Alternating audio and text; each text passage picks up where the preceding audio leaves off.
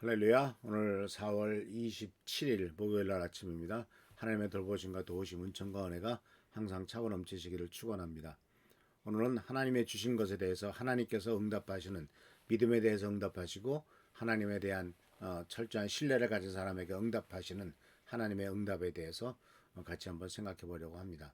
하나님께서 응답하시는 사람 또한 하나님께서 쓰시는 사람, 하나님의 뜻에 합당한 사람이 어떤 존재냐 하는 것에 대해서 오늘 고린도전서 1장에 나오는 말씀을 통해서 같이 생각해 보려고 합니다. 고린도전서 1장 25절에서 29절 말씀입니다. 제가 읽습니다. 하나님의 어리석음이 사람의 지혜보다 더 지혜롭고 하나님의 약함이 사람의 약함보다 더 강합니다. 형제자매 여러분, 여러분이 부르심을 받을 때에 그 처지가 어떠하였든지 생각하여 보십시오. 육신의 기준으로 보아서 지혜 있는 사람이 많지 않고 권력 있는 사람이 많지 않고 가문이 훌륭한 사람이 많지 않았습니다. 그런데 하나님께서는 지혜 있는 자들을 부끄럽게 하시려고 세상의 어리석은 것들을 택하셨으며 강한 것들을 부끄럽게 하시려고 세상의 약한 것들을 택하셨습니다. 하나님께서는 세상에서 비천한 것들과 멸시받는 것들을 택하셨으니 곧 잘났다고 하는 것들을 없애시려고 아무것도 아닌 것을 택하셨습니다. 리하여 아무도 하나님 앞에서는 자랑하지 못하게 하시려는 것입니다. 참 이 세상에는 지혜 있는 사람도 있고 강한 사람도 있죠. 또 고귀한 사람도 있고 부자도 있습니다.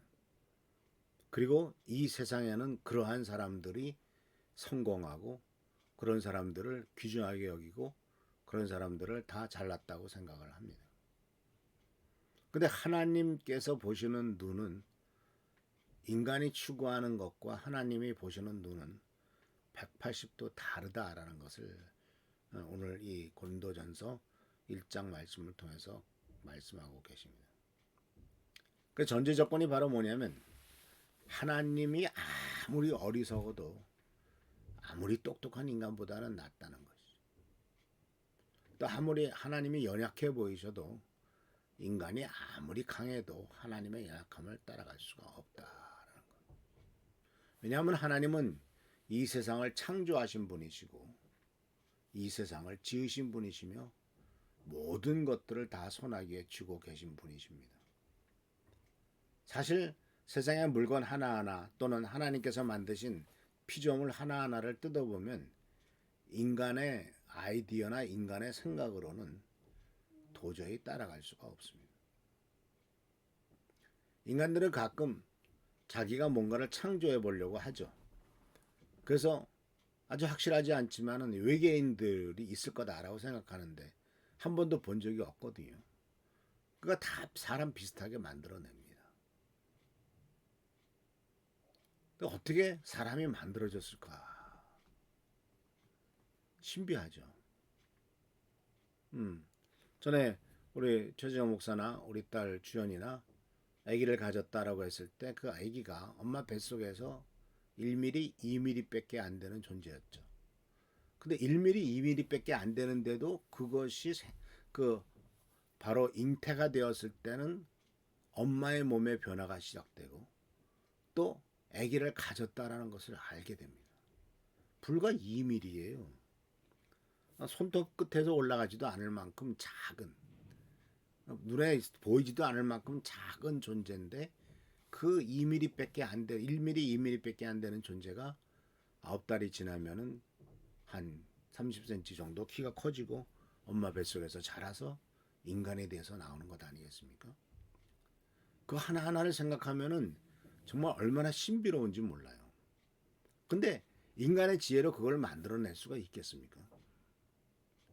인간이 아무리 똑똑하고 아무리 머리를 써도 기존에 있는 것, 하나님이 이미 만들어 놓으신 것, 하나님이 창조하신 것들을 변화시킬 뿐이지 인간이 스스로 만들어낼 수 있는 것은 아무것도 없습니다. 그래서 하나님께서 선택하신 것이나 하나님의 지혜와 인간의 지혜를 비교해 볼 때 인간의 지혜는 아무것도 아니에요. 근데 아무것도 아닌 것을 가지고 인간들은 스스로 기준을 삼습니다. 사실 인간의 삶 속에서 가장 확실한 것은 하나밖에 없죠. 태어났으면 죽는다는 겁니다. 근데 나머지는 다 불확실해요. 확실한 것은 죽는다는 것뿐입니다. 근데 많은 사람들은 확실한 죽는다는 것은 생각하지 않고 모든 불확실한 것들에 목숨을 걸고 불확실한 내일과 불확실한 미래에 대해서 자꾸 신경을 씁니다. 그러니까 얼마나 참 인간이 어리석으냐 하는 것을 생각해 볼 수가 있죠. 그래서 하나님의 기준은 인간의 기준과는 너무나 다르죠. 인간의 기준은 불확실한 것을 가지고도 자꾸 최고라고 생각하지만 또 자기 눈에 보기에 크고 성공적인 것을 보고 있지만 그러나 하나님께서 보실 때는 말씀해 보면은 어떠한 존재를 선택하셨는가. 근데 야고보 거의 사도 바울은 고린도 성도들에게 편지를 쓰면서 이렇게 26절에 말합니다. 여러분이 부르심을 받을 때 그 처지가 어떠한가를 생각해 봐라. 육신의 기준으로 보아서는 지혜 있는 사람이 많지 않고 권력 있는 사람이 많지 않고 가문이 훌륭한 사람이 많지 않았다. 하나님이 선택해 하실 때는 별로 지혜롭지도 않았고 별로 권력도 없었고 가문도 별로 훌륭한 사람이 아니다. 세상적인 기준으로 말하면은 흙수저다. 은수저도 아니에요. 그냥 흙수저다. 근데 그러한 존재들을 하나님께서는 선택하셨다는 거죠. 그것은 예수님이 12제자를 선택하신 것도 보면 그래요. 예수님의 제자들의 직업 뭐 변변한 것이 하나 있습니까? 아마 그 로마의 앞제비가 있었던 마태의 세리라고 하는 직업이 그래도 돈 버는 직업이겠지만 세상 사람들로부터 그 당시에 이스라엘 민족들로부터 온갖 손가락질을 당하는 직업이 아니겠습니까? 그리고 기껏해야 나타나는 것이 이제 어부들, 무지랭이들이란 말이죠. 몸에서 비린내 나는 인생들이란 말이죠. 근데 그런 사람들을 선택하셔서 이 세상을 뒤집어 엎는 일에 앞장서도록 하지 않으셨습니까? 그러니까 예수님의 12제자 중에서 세상의 기준에 지금 현재 한국 사회의 기준에 따라서 어떤 스펙을 내놓으라고 하면은 그나마 똑똑한 놈은 그 가룟 유다밖에 없을 것이다라고 말을 합니다. 굉장히 똑똑했을 거예요. 왜냐하면 그러니까 돈꾀를 맡았죠. 그러나 이제 우리는 여기에서 하나님께서 어리석은 것들, 약한 것들, 비천한 것들을 선택하셔서 바로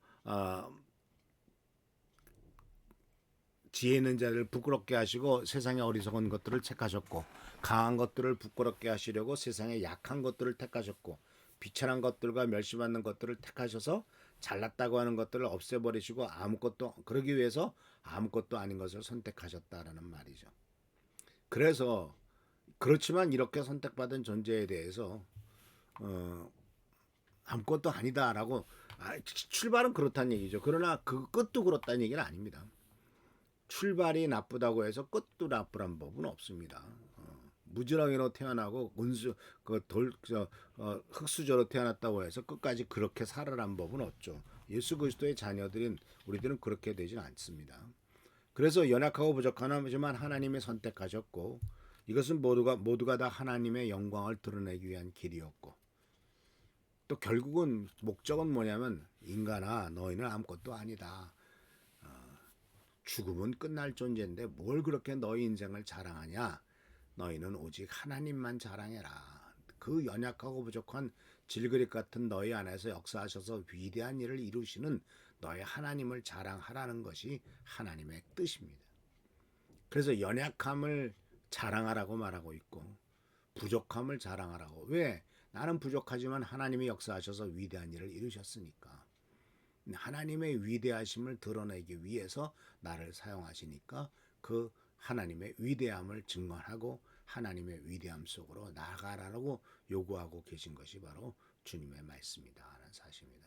그래서 주님의 은총 가운데서 하나님이 우리들은 정말 아무것도 아니지만 그렇게 선택하셔서 주님의 뜻 가운데서 쓰임 받을 수 있도록 하셨다라는 사실을 기억하시면서 주님의 은총 가운데서 연약하고 부족하지만은 지금도 연약하고 부족하지만 그래도 우리를 사랑하시고 축복하시는 하나님, 은혜를 베푸시는 하나님을 생각하며 항상 주님께서 나를 쓰실 수 있도록 정결하게 옳고 바르게 하나님의 뜻대로 행하는 우리 귀한 성도님들 되시기를 축원합니다. 할렐루야. 주님께서 함께 하시고 연약한 우리들을 강하게 하시며 또 부족한 우리들을 사용하셔서 위대한 일을 이루실 줄 믿습니다. 할렐루야. 축복합니다. 기도하겠습니다.